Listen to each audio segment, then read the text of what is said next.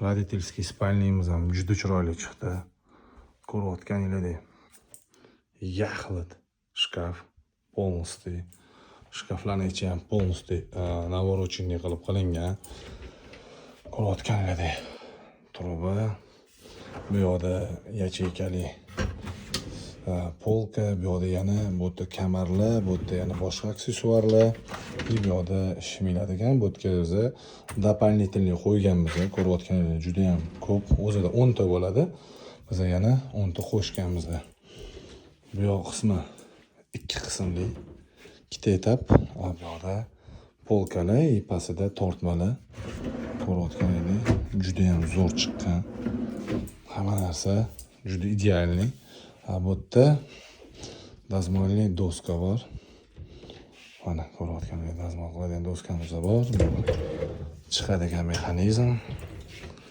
Buni qo'yib, dazmol qilib, yana mana shkaf ichiga chiroyli qilib joylab qo'yiladi. Bu dazmol turadigan podstavka. Bu yoqda ham tortmalar. Bu yoq qismida bo'lsa yana xuddi o'sha narsa повтор, faqat bu yerda bitta yacheykali ekan. Bu faqat murskoy tomon bo'lgani uchun. Bu yoqda женский aksessuarlar ham turadi, o'shaning uchun 3 ta qo'yilgan. Bu yoq tomoni trimo. Trimo ham juda zo'r chiqdi. Xudo xolasa sensorli podsetkali oynalari, bu yoqda открытие polkalari. Ko'rgan bu yog'i dekor. Juda ham zo'r chiqdi bular ham. Kravatlari hammasi подъемный qilingan.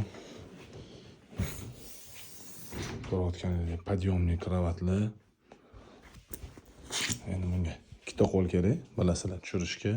Juda ham zo'r chiqdi. Mana bu yerda ham yana katta oyna qo'yilgan, bu ham sensorli podsetkada. Mana ko'rib turganinglardek. Juda ham idealniy, juda ham zo'r chiqdi родительский spalnilarimiz ham. Dekorlarni ham ko'rsalar, materiallarini oxirgi trenddagi materiallar. Ko'rayotganingdek qalin qilib ishlangan bakalari. Xullas, hamma narsa juda ham idealniy, juda ham chiroyli qilib ishlangan, xudo xolasa.